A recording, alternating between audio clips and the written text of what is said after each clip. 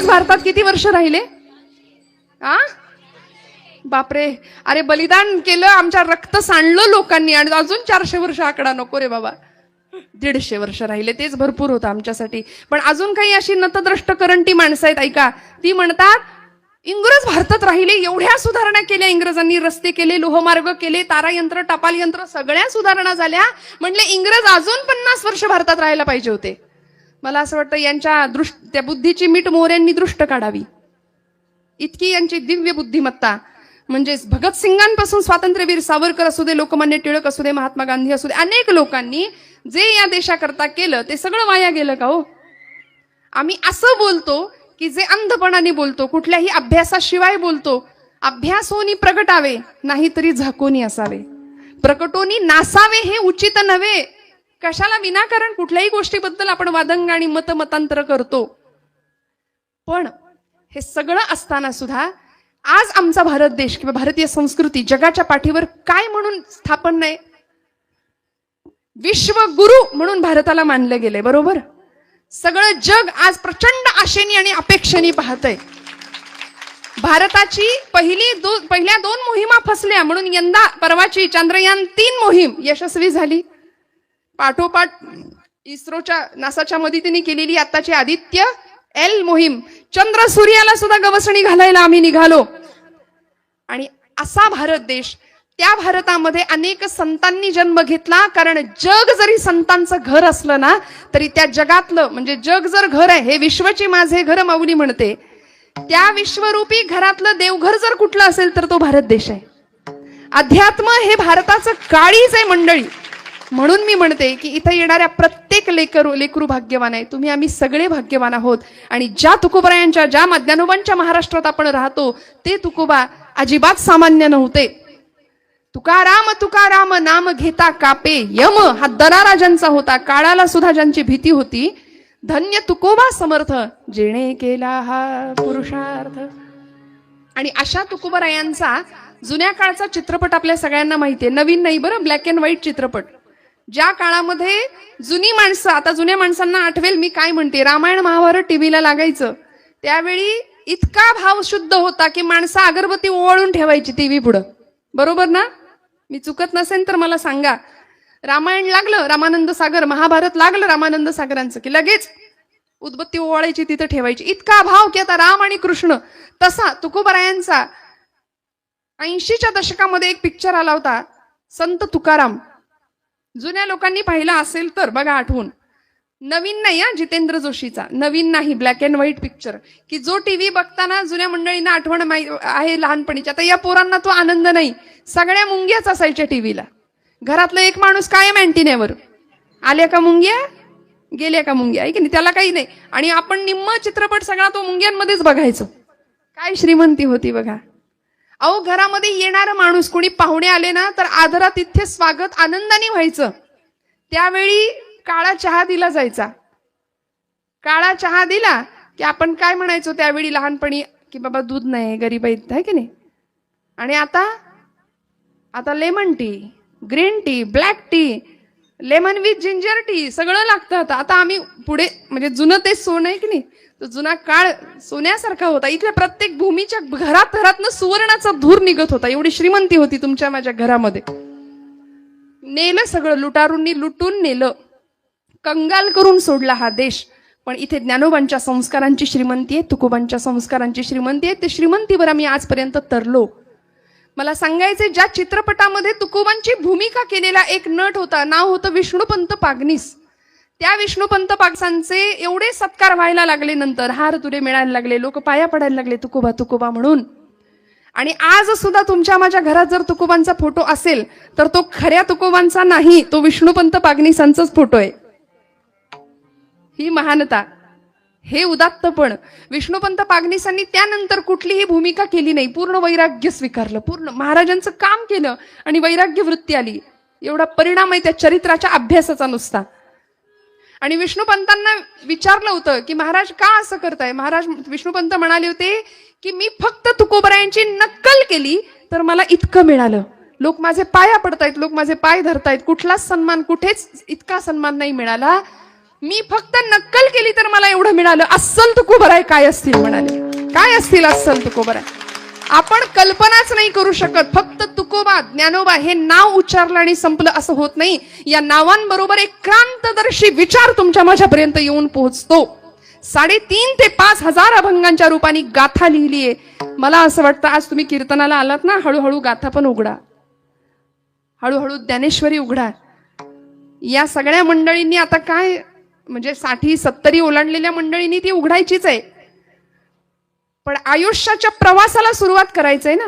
आपण परक्या ठिकाणी गेलो. आता आम्ही आलो इकडे, मॅप लावून आलो थोडासा रस्ता, तरी लोकेशन पाठवलं होतं दादांनी. पण आपण मॅप लावतो की नाही महाराज? निघालो कुठे प्रवासाला, किंवा त्याला आपण नकाशा म्हणतो, ऍटलस म्हणतो. तो नकाशा सुरुवात करायचंय प्रवासाला जाताना, सुरुवात करायची. मग काहीतरी आडाखे, काहीतरी ठरलेलं आहे. मी या मार्गाने गेले, कुठला रस्ता ती गुगलबाई आपल्याला सांगते, कुठल्या मार्गाने जा, इकडून जाऊ नका, तिकडून जा, आहे की नाही. शॉर्टकट बरोबर शोधून देते, आडवळणाचे खड्ड्याचे रस्ते बरोबर तिला तोच रस्ता आम्हाला दाखवायचा असतो. मग चांगल्या रस्त्याने जावं ही नकाशाची अपेक्षा किंवा आपली अपेक्षा आहे. मग आयुष्याचा प्रवास करायचा आहे. या मंडळींचा, ही लहान मंडळी आता समोर आहेत, या सगळ्या मंडळींचा सुरुवात आहे ना आयुष्याची प्रवासाला. मग ती सुरुवात योग्य नको का व्हायला? योग्य ठिकाणावर जर पोहोचायचं असेल तर योग्य वेळी हातामध्ये ग्रंथ नकोत का घ्यायला? मला सांगा, आपण दवाखान्यात जातो आजारी पडल्यानंतर, डॉक्टर काय करतात? प्रिस्क्रिप्शन लिहून देतात, बरोबर, औषधं लिहून देतात. ती घेऊन आपण मेडिकलमध्ये जातो, औषधं घेऊन येतो. महिला वर्ग औषध आणतो, देवापुढं ठेवतो, हळदी कुंकू वाहतो, म्हणतो मला बरं वाटू दे देवा, बरोबर ना? हा ना?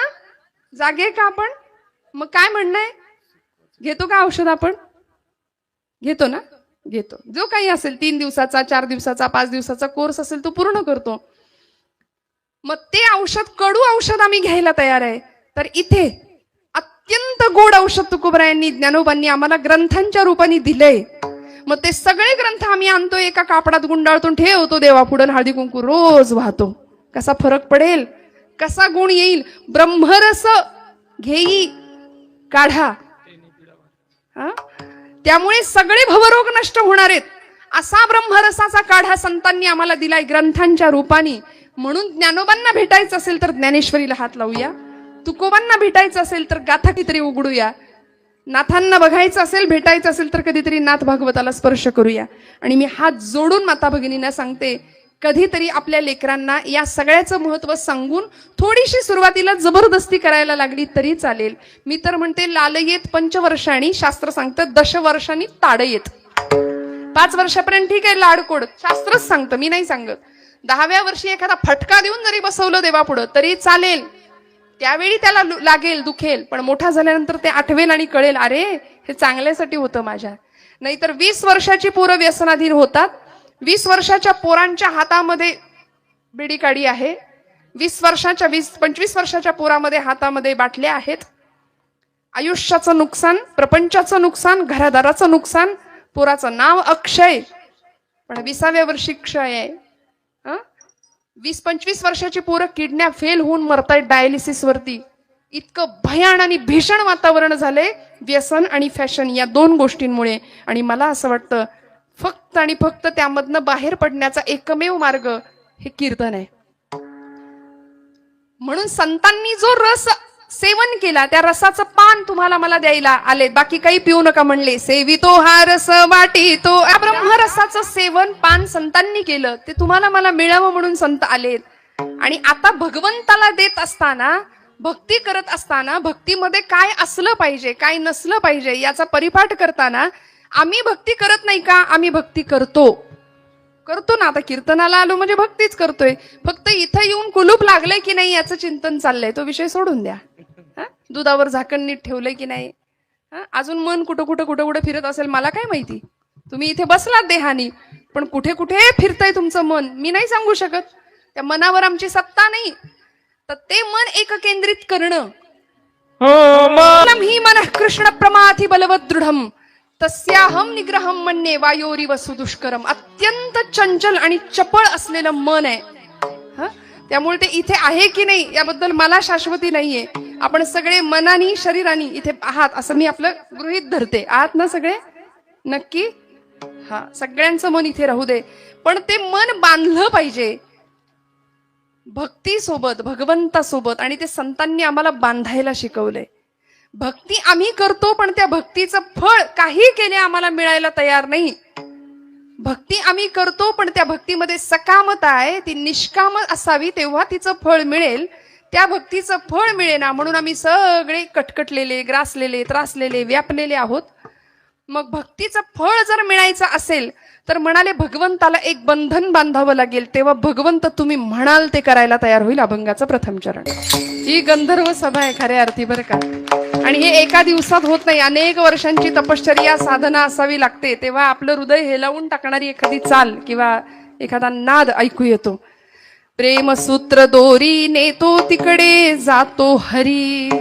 महाराज म्हणले भगवंताला बांधायचंय. कशामध्ये? एक प्रेमाचं सूत्र भगवंताला बांधा. भक्तीमध्ये प्रेम असावं, ते प्रेम भगवंताला द्यायचंय. ते प्रेम आम्ही भगवंताला न देता नको त्यांना देतो, परिणाम वाट्याला दुःख येतं, है की नाही? स्वप्न बघा, स्वप्न बघा असं अनेकांनी सांगितलं. एपीजे अब्दुल कलाम सुद्धा म्हणले तरुणांनो स्वप्न बघा, कारण स्वप्न तुम्हाला विचार करायला लावेल आणि विचार कृती करायला लावेल. पण आमची मंडळी झोपी जातात आणि नको ती माणसं स्वप्नात येतात. मग है की नाही? नको त्यांवर आम्ही प्रेमाला हिडीस स्वरूप देऊन टाकलं. आज राधेनी केलं, मीरेनी केलं, सगळ्यांनी, अनेक संतांनी भगवंतावर प्रेम केलं. पती स्वरूपात समजलं भगवंताला मीराबाईंनी, है की नाही? आमचे वारकरी संप्रदायातले अत्यंत सुंदर असे संत, ज्यांचा आळंदीला आपण कधी गेला तर कारंजा मंडपामध्ये फोटो आहे, असे प्रज्ञाचक्षु संत श्रेष्ठ श्री गुलाबराव महाराज.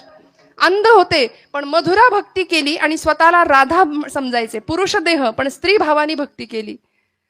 ज्ञानेश कन्या म्हणून घ्यायचे, स्वतःला कृष्ण पत्नी म्हणून घ्यायचे. असं प्रेम संतांनी केलं. ते तुम्हाला मला जमत नाही. आम्ही आमच्या नातेवाईकांवरच एवढं प्रेम करतो आणि मग त्याला बहुतेक नाती गोती असं म्हणतात. ते त्यासाठी जी नाती गोत्यात आणतात तीच नाती. ते नाती गोती ना त्यातली असतात, ती माणसं नात्यातली. बघा, कळलं तर. आणि ही अशी अशी प्रेमाची बंधनं आम्हाला नको आहेत. संतांनी आम्हाला प्रेम करायला शिकवलंय भगवंतावरती. प्रेमसूत्र दोरी नेतो तिकडे जातो हरी. आणि एकदा का म्हणले भगवंताला प्रेम दिलं ना, त्याला बांधलं ना. कसं बांधायचो? बांधलं की अनेकांनी बांधलं. यशोदा मातेनी पहिल्यांदा बांधलं होतं. यशोदा मातेनी भगवंताला बांधलं. दाव 2 बोट कमी पडायचं प्रत्येक वेळी. भगवंत म्हणला बाई ग बांध. शेवटी दया आली आणि बांधून घेतलं भगवंतानी स्वतः. आमच्या जनाबाईंनी बांधलं. धरीला पंढरीचा चोर, धरीला पंढरीचा चोर, धरीला पंढरीचा चोर, धरीला पंढरीचा चोर. हो धरीला पंढरीचा चोर, गळा बांधून या चोर, धरीला पंढरीचा चोर, गळा बांधून या चोर. हो धरीला पंढरीचा चोर, धरीला पंढरीचा चोर, धरीला पंढरीचा चोर. हृदय बंदी खाना केला, हृदय बंदी खाना केला, आत विठ्ठल कोंडीला, आत विठ्ठल कोंडीला. हृदय बंदी खाना केला, आत विठ्ठल कोंडीला, हृदय बंदी खाना केला, आत विठ्ठल कोंडीला. धरीला पंढरीचा चोर, धरीला पंढरीचा चोर, धरीला पंढरीचा चोर, पंढरीचा चोर. असा आवळून बांधला जनाबाईंनी तिला. गळा बांधून या दोर. शेवटी भगवंत म्हणाला बाई जने जने अगं किती बांधशील तुझ्या भक्तिपाशामध्ये. ती म्हणली जनी म्हणे बा विठ्ठला आता जीवेन सोडी तुला. सोहम शब्दे मारा केला, तुला साधं सुद्धा नाही मानलं. सोहम शब्दे मारा केला, श्वास घेतानाचा सूर सो आणि सोडताना हम, प्रत्येक श्वासाला तुला आठवलं भगवंता. आणि म्हणून तेने विठ्ठल का कुळती आला. मग म्हणतो सोड बाई सोड. पण जनाबाईंनी असं बांधलं की रोज सकाळी जात्यावर बसावं दळण दळायला, आणि लोकांची गर्दी घराच्या बाजूला, का घरातनं 2 आवाज येतात म्हणून. जनाबाई एकट्याच, पंढरपुरातली सगळी माणसं त्या झोपडीच्या बाजूला ऐकतायत कान लावून. जनीच्या झोपडीत राहते तर एकटीच अजून एक आवाज येतोय, म्हणायचे कोण आहे कोण आहे कोण आहे. दिशा उजळल्या गेला कोंबडा अरबून, दिशा उजळल्या गेला कोंबडा अरबून, सूर्याचं किरण येती डोंगरा मागून.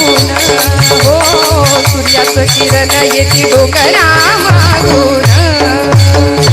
दिशा उजळल्या गेला कोंबडा अरबून, दिशा उजळल्या गेला कोंबडा अरबून, सूर्याचं किरण येती डोंगरा मागून. हो सूर्याचं किरण येती डोंगरा मागून. सनाई बैसली जात्यावरी दळायाला, सनाई बैसली जात्यावरी दळायाला. पांडुरंग सखा येई तिच्या गमदतीला. हो पांडुरंग सखा येई तिच्या गमदतीला. घरच्या पिठाची घालू भाकर पती देवा, घरच्या पिठाची घालू भाकर पती देवा. ही बोळी अमृताची पांडुरंगा वाटे हेवा. दिशा उजळल्या गेला कोंबडा अरवून, सूर्याचं किरण येती डोंगरा मागून. सगळ्यांनी ताबडतोब चौकशी करायला लावावी. पाटील चला, जनीच्या झोपडीतनं 2-2 आवाज येतात, ताबडतोब चौकशी करूया म्हणले. जनाबाई जात्यावरती दळण दळतायत. एक पाय असा पसरलाय, पांडुरंग दुसरा पाय इकडे पसरावा, दोघांचं दळण सुरू आहे.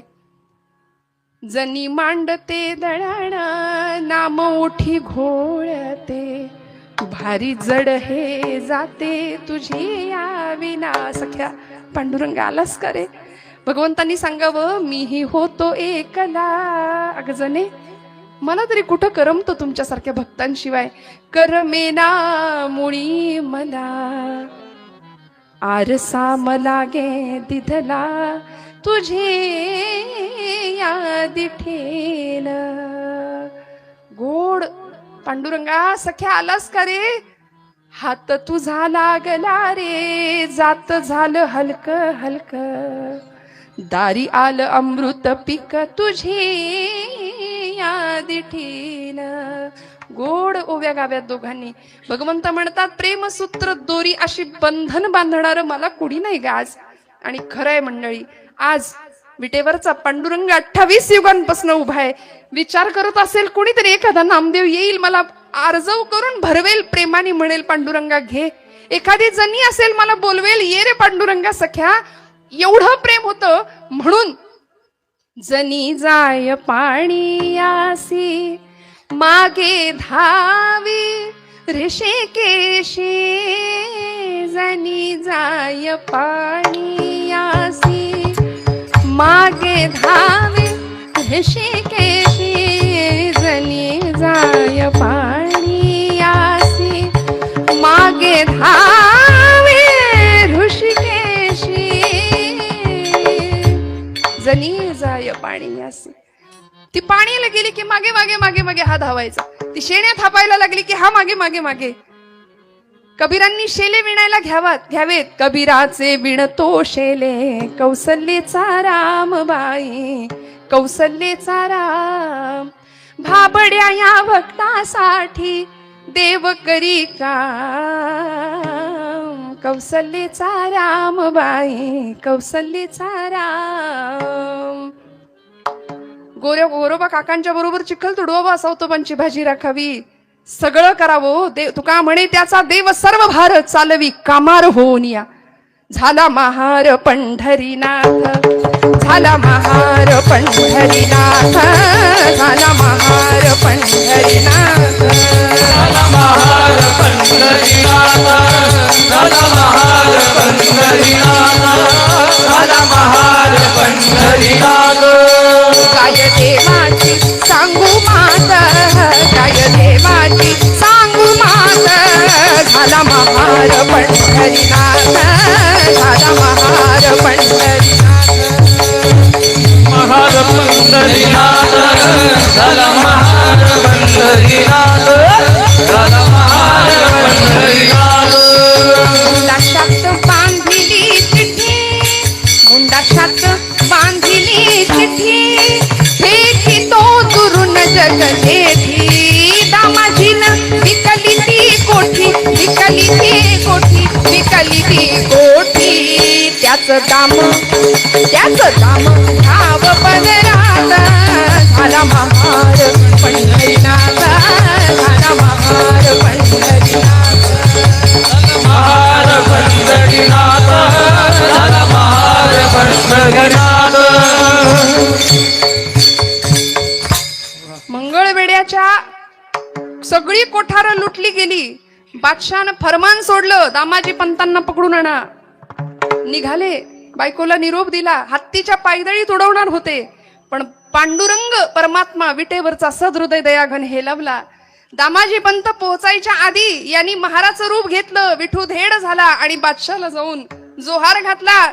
जोहार माईबाप जोहार, परजे मंदी भुकेचा वाढला लईकार, म्हणून शान दामाजी पंत ठाणदार.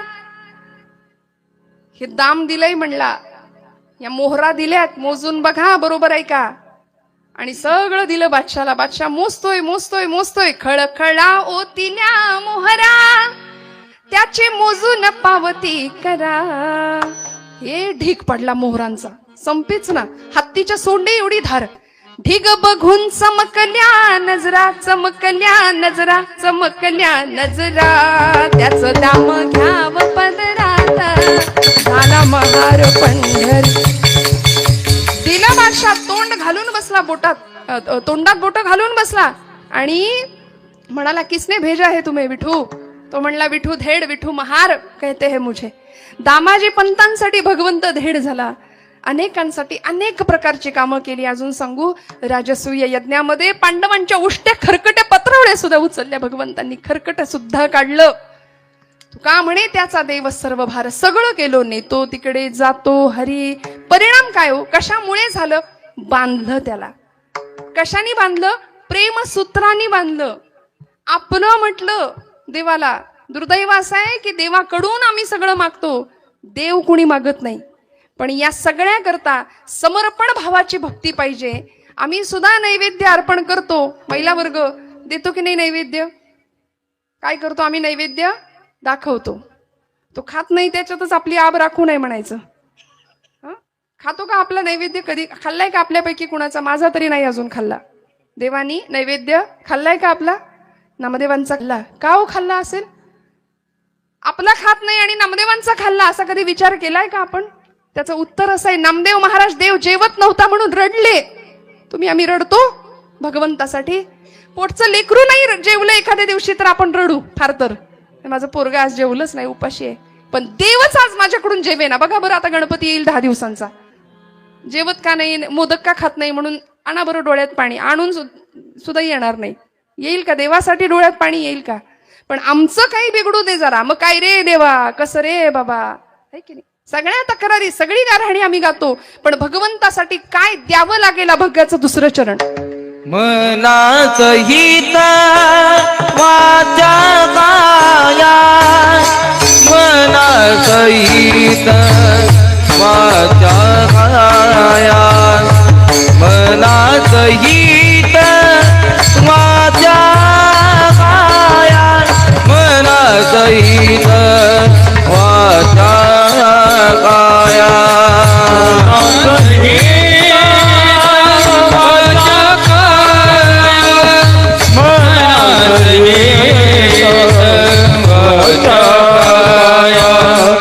मनाचं हित वाचा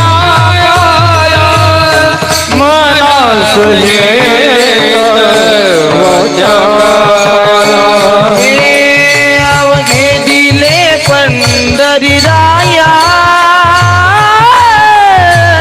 अवघे दिले पंढरी राया अवघे दिले पंढरी राया अवघे दिले पंढरी राया हे अवघे दिले पंढरी राया अवघे दिले पंढरी राया अवघे दिले पंढरी राया अवघे दिले पंढरी राया माने वैष्णवाचा काया अवघे दिले पंढरी राया मने सहित पंढरी राया मने सहित वाचा काया मने सहित वाचा मने सहित वाचा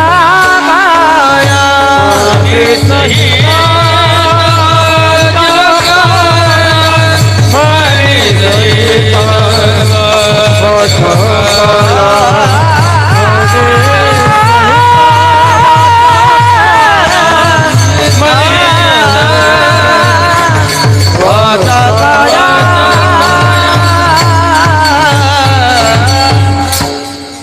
मने सहित वाचा काया अवघे दिले पंढरी राया. काय द्यायला लागेल देवाला? मन, वाणी आणि काया म्हणजे देह. जे दिलं संतांनी दिलं, महापुरुषांनी दिलं, सत्पुरुषांनी दिलं. इंद्रायणी भीमेच्या काठावर मरणाला निधड्या छातीने सामोरा जाणारा या देशाचा, या महाराष्ट्राचा युवराज छत्रपती धर्मवीर संभाजीराजे. औरंगजेबानी ज्यावेळी कैद केली, पकडलं, विदूषकाची टोपी घातली, झबले घातले, उंटावरनं धेड काढत आणलं होतं. आमच्याच लोकांनी आमच्याच या छाव्यावरती, आमच्याच राज्याच्या छत्रपतींवरती मलमूत्र आणि विष्ठा सुद्धा टाकायला कमी नव्हती केली. पण तरी सुद्धा मने सहित वाचा आणि काया देणं म्हणजे काय असतं? औरंगजेबाने 1000 वेळा सांगितलं, संभाजीला बघायची इच्छा व्यक्त केली. कनातीचं दार मुद्दाम लहान केलं होतं बरं का, कारण संभाजीराजे वाकून खाली यावेत म्हणून, मान खाली वाकवून यावेत. आमच्याकडे मराठा मराठा मराठा म्हणजे एवढंच असं असतं की 96 कुळी 92 कुळी एवढंच. पण असं नाहीये. जो महाराष्ट्रात राहतो तो मराठा. मराठ्यांचं सैन्य म्हणजे छत्रपतींचं सगळं सैन्य, मग त्याच्यामध्ये सगळे 18 पगड जातीची माणसं होती, असं नाही की अमुकच. आणि या धर्मासाठी, म्हणून आमच्या धर्माची आज अवस्था अशी काय दयनीय, कारण आम्ही सगळे हिंदू असे विभागलेले आहोत बरं का. त्या संत्र्यासारखे वरून दिसायला भगवे आहे सगळे, पण आतमध्ये फोडा. काय आहे सगळं? सगळ्या फोडी वेगवेगळ्या आहेत. तिकडे बघा बाकीचे पंथ कलिंगडासारखे आहेत, हिरवेगार, सगळं वरून एक संघ दिसतंय, वरून दिसतायत भेगा आपल्याला, पण आतमध्ये फोडा, एक संघ आहे. म्हणून आज संध्याकाळ झाली की हिंदू धर्मातली किती पोरं रोज देवापुढे बसतात? मला सांगा तुम्ही, हात वर करायचं जेवढी मुलं आहेत रोज, प्रामाणिकपणे, उगी खोटं नाही बोलायचं इथे येऊन. देवापुढे कारवाडीतली इथं माझ्या समोर बसलेली पोरं संध्याकाळ झाली की उपासनेला किती जण बसता? हात वर करा.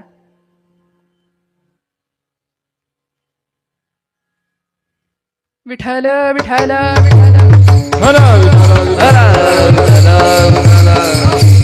चला, आज मला एक प्रॉमिस देणार तुम्ही? ऐकताय ना, माझी भाषा कळतीये, बोलताय सगळे? हा, इकडे आपल्या मोठ्या बहिणीला ओवाळणी घाला लेख.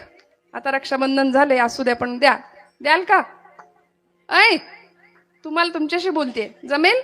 देवापुढं बसायचं उद्यापासून, नुसतंच बसायचं नाही, बसून करायचं काय? मिटा डोळे, राहू दे, फार तासन तास बसा म्हणत नाही मी. ही एकाग्रता, हे मेडिटेशन तुम्हाला तुमच्या अभ्यासात कामी येईल, त्यातनं लाभ बघा, राहिलं बाजूला, फायदा तोटा राहू द्या. पण हे करत असताना मी ज्या मातीत जन्माला आलो, ज्या आईवडिलांच्या पोटी जन्माला आलो, ज्या संस्कारांनी आजपर्यंत इथपर्यंत आलो, ते संस्कार भगवंत टिकू दे, तुझा कृपाशीर्वाद राहू दे, त्याचे आभार मानायचे फक्त. भीमरूपी महारुद्रा वज्र हनुमान मारुती कॉन्व्हेंटनी पार वाट लावली आमच्या पोरांची. काही नाही त्याच्यात, एक श्लोक शिकवत नाहीत, टिकली सुद्धा पोरींना लावून येऊ देत नाहीत शाळेत. बांगडी घातली तर काढायला लावतात पुण्यात, अशा शाळा आहेत. बरं इथे पोरींना सुद्धा टिकली लाव म्हटलं तर राग येतोय. हातात एखादी बांगडी घाल म्हटलं तर तिला राग येतो. केस चांगले बांधून राहा म्हटलं तर राग येतो. काय धर्माच्या गप्पा मारायच्या आम्ही. माझा माता भगिनी वर्ग, मी नेहमी सांगते, खरं तर माझ्या बोलण्यानी राग सुद्धा येत असेल कुणाला, आणि राग आला तर आला, परत बोलवू नका. फार काय कराल, परत बोलवू नका. पण आमचं एक ठरलेलं असतं, इथे या गादीवरून राग येईल असं बोलायचं नाही आणि बोलल्याशिवाय राहायचं नाही. विठ्ठल विठ्ठल विठ्ठल.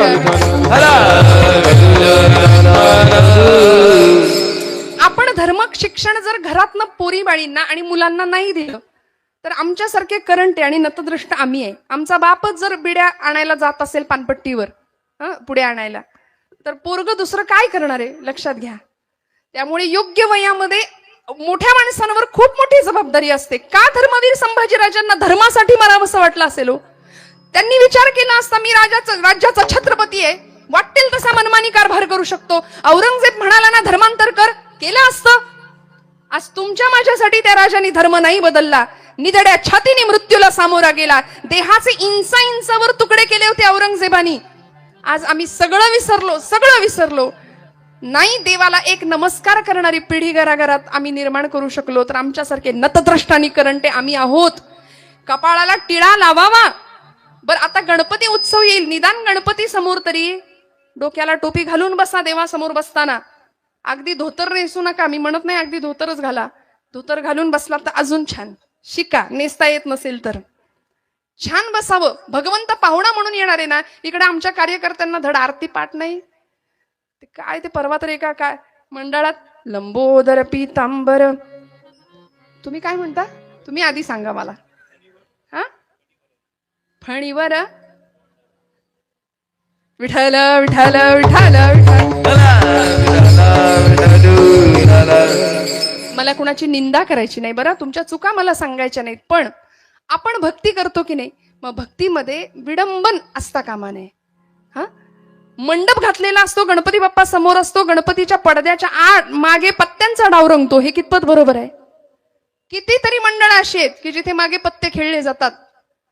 गणपतीच्या मिरवणुकीमध्ये व्यसनाशिवाय मिरवणूकच व्हायला तयार नाही. केवढं मोठं भक्तीतलं विडंबन आहे. आम्हाला लाज वाटत कशी नाही याचा मला कधी विचार पडतो, प्रश्न पडतो. एखाद्या मंडळाला जर गणपतीनंच दृष्टांत दिला असेल की करा माझा उत्सव आणि बाईवाड्यावरच या मला ऐकायचंय आता यंदा, असं काही मंडळ गणपतीनं जर स्वप्नात येऊन सांगितलं तर आपण काय त्याला करणार. पण भक्ती आम्ही करतो ना, तर भक्तीमध्ये विडंबन नाही करता कामा, कधीच नाही. लंबोदर, परवा तर एका कार्यकर्त्यांनी मोठ्या आवाजात म्हणलं, लंबोदर पीतांबर फळीवर वंदना. फळीवर, ह्याची कुठली वंदना फळीवर बसली? वाटेल ते आम्ही तोंडाला येईल ते बोलतो. फणीवर बंधना आहे बरं का, वंदना नाही. लंबोदर पीतांबर फणीवर, फणी म्हणजे नाग. त्या गणपती बाप्पानी पोटाला नाग बांधलाय, नागपाशानी ते पोट बांधलंय. का? कारण अनंत ब्रह्मांडे उदरी. तुमचं माझं पाप त्यांनी पोटात घेतलंय, आम्हाला सांभाळलंय, आणि ते पाप पुन्हा बाहेर येऊ नये म्हणून नागपाशानी बांधलंय. नागपाशा आहे बघा त्याच्या पोटावर. सुंदर अध्यात्म जर घराघरातनं जन्माला आलं आणि आमच्या मुलांना आम्ही हस्तांतरित केलं, पण आमचे पालकच म्हणतात तू जा, आम्ही जातो कीर्तनाला, तुला देतो कार्टून लावून टीव्हीवर बघत बस.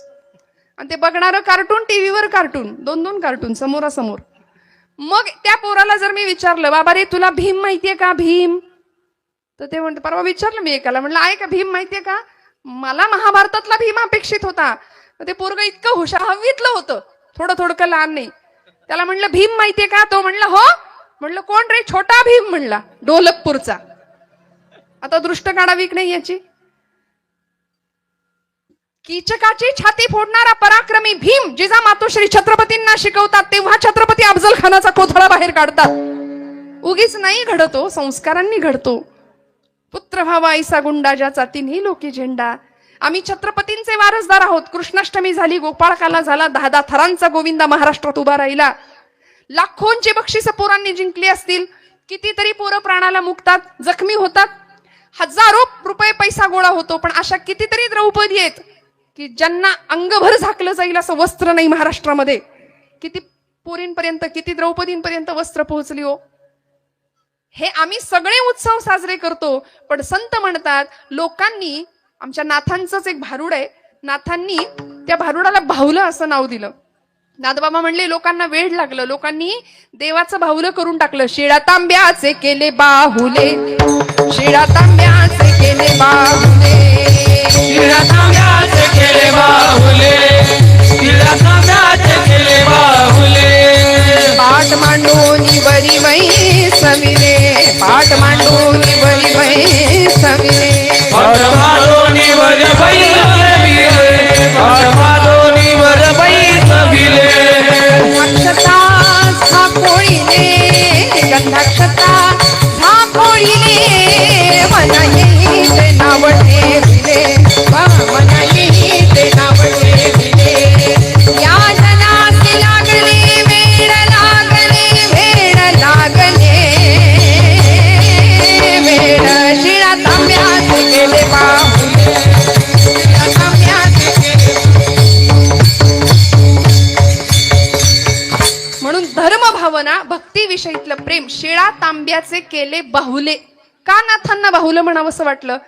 मने सहित गायावाच्या अवघे दिले पंढरीराया. तुकोबराय म्हणतात ना, सगळं द्यायचंय, पण भक्तीमध्ये भगवंताचं बाहुलं का झालं हो?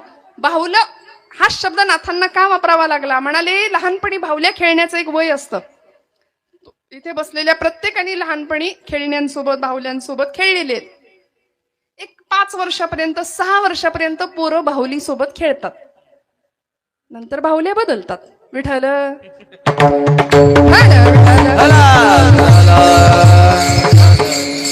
पण ती जी बाहुली 5व्या वर्षापर्यंत खेळलेली असते ती कुठं जाते? कुठेतरी आडगळीच्या खोलीत किंवा भंगारात, उकिरड्यात, कुठेही पडते. मग तसं म्हणून नाथ महाराज म्हणतात की त्याचा उपयोग करून झाला, त्यांनी जे मागितलंय ते दिलं की झालं, ते बाहुलं झालं. शेवटी त्याचा उपयोग काही नाही. वाटेल ती तशा पद्धतीने भक्ती करतो. मला सांगायचं एवढंच की ज्या धर्मासाठी छत्रपती संभाजीराजे गेले, ज्या धर्मासाठी जगायचं कसं हे छत्रपती शिवप्रभूंनी आम्हाला शिकवलं. औरंगजेबानी कनातीचं दार असं छोटं केलं होतं, वाकून जावेत संभाजीराजे म्हणून, पण वाकले नाहीत, असे गुडघ्यात वाकले. बरं का, गुडघ्यात वाकले, ताटमानेनी सामोरे गेले. आणि कवी भूषण होते सोबत. कवी भूषणांनी औरंगजेबाची ती अस्वस्थता पाहिली, असा येरझाऱ्या घालत होता इकडून तिकडून, त्याला सुचेनाच काही संभाजीराजांना बघून. कारण एवढी विटंबना होऊन सुद्धा त्याच्या चेहऱ्यावरचं तेज आणि करारी बाणा लपला नव्हता. बलदंड शरीर यष्टी, सिंहाचा छावा म्हणून राजे समोर उभे होते आणि औरंगजेब अत्यावस्थ येरझाऱ्या घालत होता, अस्वस्थ होता. कवी भूषण म्हणतात संभाजीराजांना, राजे कविता सुनाऊ क्या?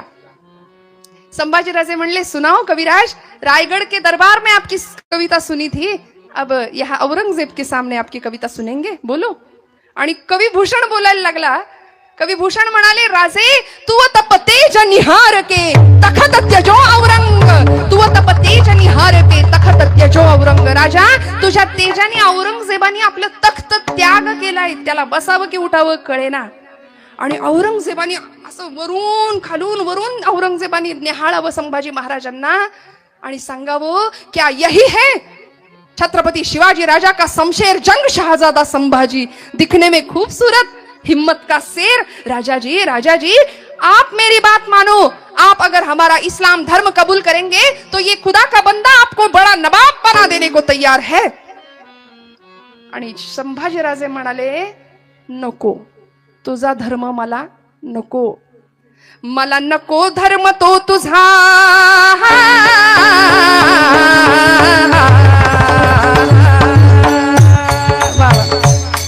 मला नको धर्म तो तुझा, मला नको धर्म तो तुझा, तुझ्या बापाचा, तुझ्या काकाचा, मला एक रामचंद्र प्रभू प्यार, मला एक न्याय माता ती प्यार, सांभाळ तोच एक करणार हाजी, सांभाळ तोच एक करणार हाजी. तुझ्यासारखी कैक घुंगुरडली. औरंगजेब सांगत होता, राजाजी, राजाजी मेरी बात सुनो, हमारा इस्लाम धर्म कबूल करो. बारीक, किसी हिंदू को नाम नहीं मिली इतनी इज्जत तुम्हें दी जाएगी. आणि संभाजी राजा बोलत होता, अरे मला नको धर्म तो तुझा, तुझ्या बापाचा, तुझ्या काकाचा. अरे स्वामीनिष्ठा तुम्हाला काय माहिती? तुम्ही आपल्या आपल्या बापाला मारून मारून मारून गादीवर बसायची तुमची परंपरा. इथे स्वामीनिष्ठेबद्दल तर तू बोलूच नकोस म्हणाला. मला नको तुझा तो धर्म,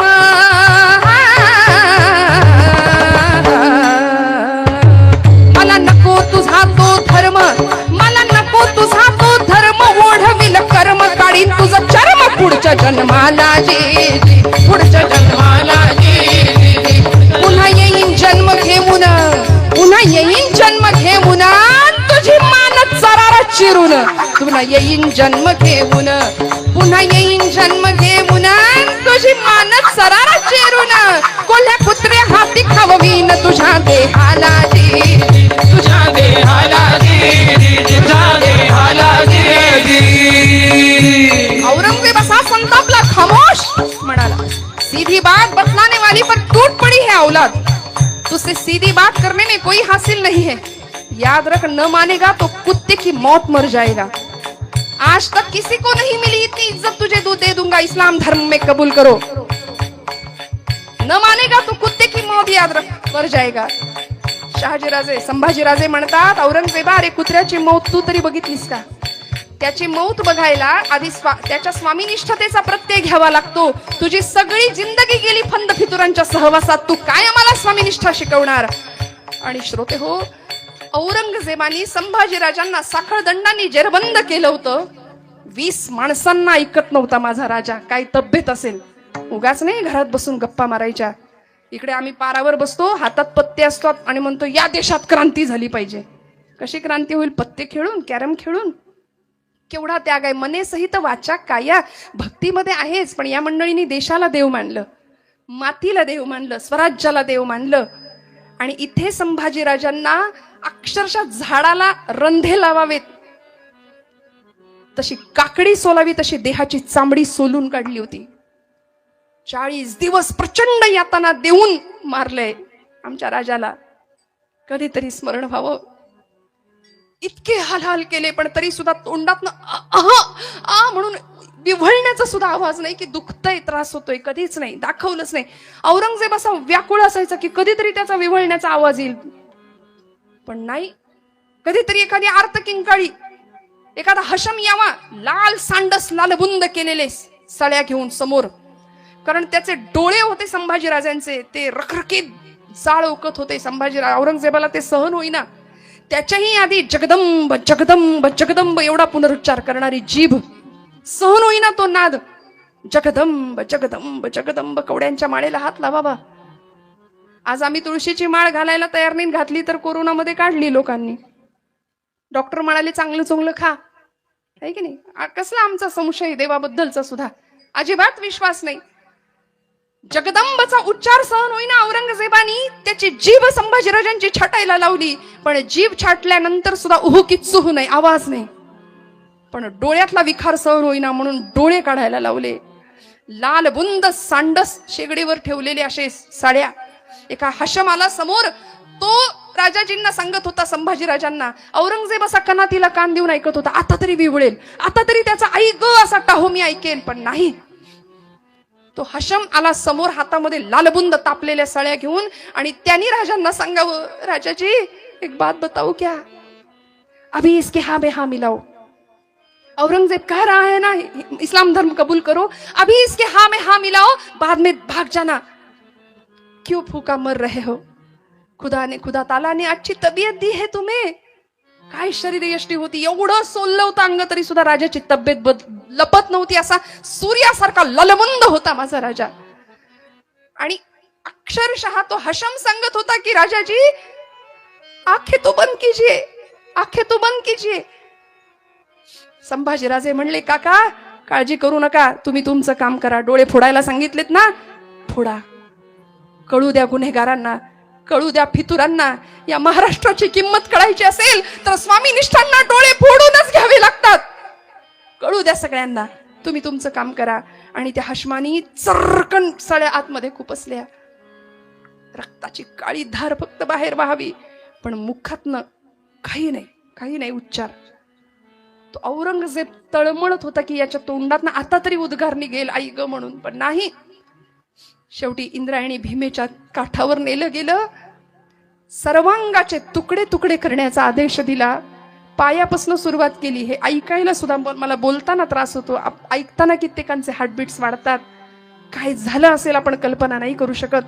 पायापासून इंचाच्या अंतरावर तुकडे केले गेले देहाचे. तुकडे होता होता होता एक घाव बसला मानेवरती. ज्या मस्तकाला गंगा सिंधूचं जलाभिषिक्त झालं होतं ते मस्तक धडापासून वेगळं झालं.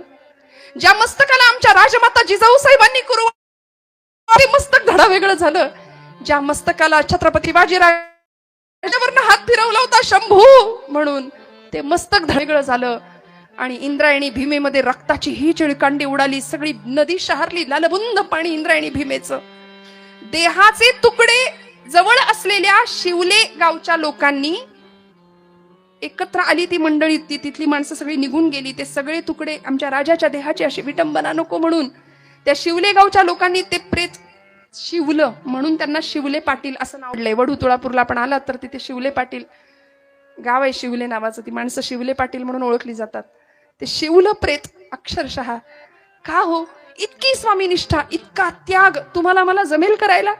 आम्ही फक्त गप्पा मारतो. मग तुम्ही आम्ही म्हणू की आम्ही करायचं काय, आम्हाला एवढा त्याग जमणार नाही. पण किमान पक्ष एखादं धर्मकार्य चांगलं चाललंय त्याच्यामध्ये विघ्न तरी आणू नका. किमान पक्ष तुमच्या माझ्या पातळीवर काय करायचं मी सांगते श्रोते हो, आपल्याला सोपं. छत्रपती शिवाजी महाराजांचे वारसदार म्हणतो. राजे तुम्ही पुन्हा जन्माला या असं आमची तरुण पिढी म्हणते. इकडे दंडावर राजे असतात, पोटावर पाठीवर सगळे जर्किनवर टॅटू असतात आहे की नाही. सगळं आम्ही राजांसारखं करायला बघतो. पण राजे रोमात रक्तात हाडामासात किती आहे त्याचा विचार व्हावा. आणि कधीतरी आपली एखादी बहीण रस्त्याने निघालीये, कोणीतरी 4 टवाळ पोरं तिला छेडतायत आणि तुम्ही जर हसत मुख ते बघत असाल तर तुमच्यासारखे करंटे तुम्ही. छत्रपतींचा नाव घ्यायचं सुद्धा तुमची पात्रता नाही. या व्यतिरिक्त मी शब्द नाही वापरणार अजून वाईट.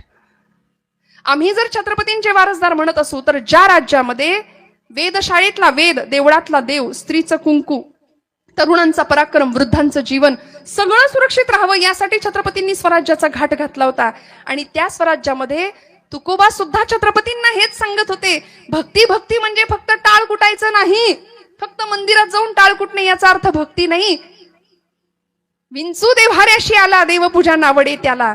एखादा विंचू जर महादेवाच्या पिंडीवर येऊन बसला तर आपण काय करू मावशी? विंचू स्वामी तुम्हाला पण बेलपत्र घ्या म्हणू का? नाही, महाराज म्हणतात तेथे पैजाराचे काम अधमाशी तो अधम. मग कुणीतरी आमच्या धर्मभावना दुखवत असेल आणि हे जर वेळीच नाही ना केलं तर मी हात जोडून आपल्या सगळ्यांना सांगते पुढचा काळ भयानक आहे. लव जिहादची केस तुमच्या माझ्या उंबरठ्यापर्यंत आल्याशिवाय राहणार नाही. आमच्या लेकी बाळींना नको त्या पद्धतीने फूस लावून नेलं जातंय.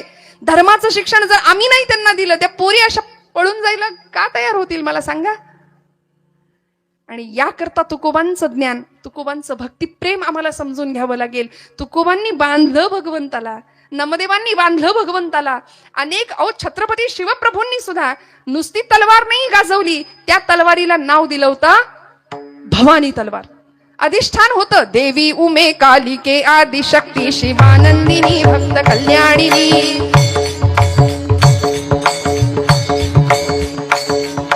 देवी उमे कालिके आदिशक्ती शिवानंदिनी भक्त कल्याणिनी. चंडासुर छेदिनी भद्रकालिनी शंभासुर प्राण संहारिणी. दाक्षायणी शैल राजेंद्र कन्ये जगत स्वामिनी राजराजेश्वरी.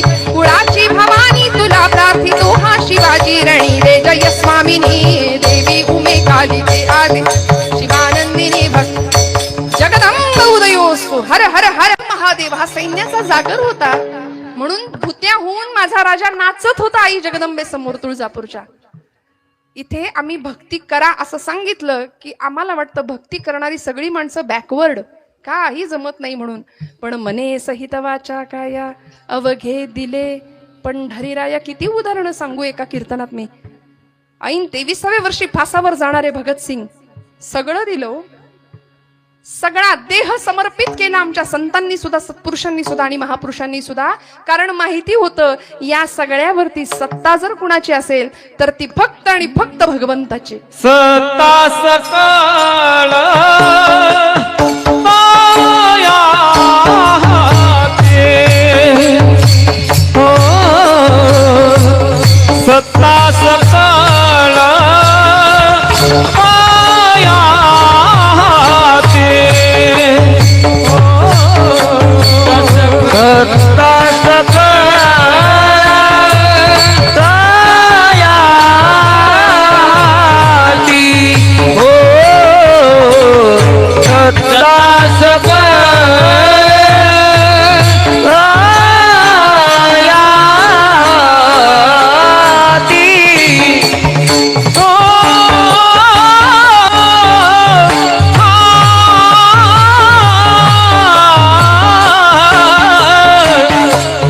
सत्ता सकळ मायाती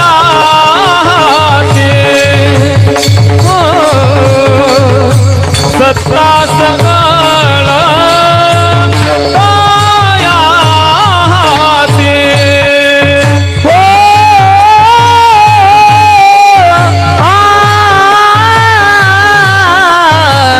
सत्ता सकळ दयाती हो सत्ता सकळ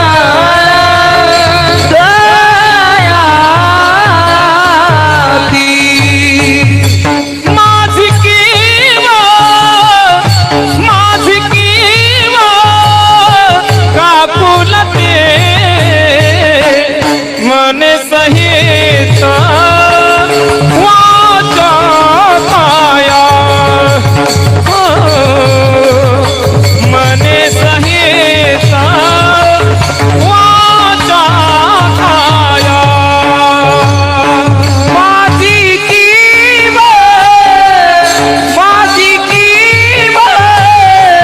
काकुलती मना सहित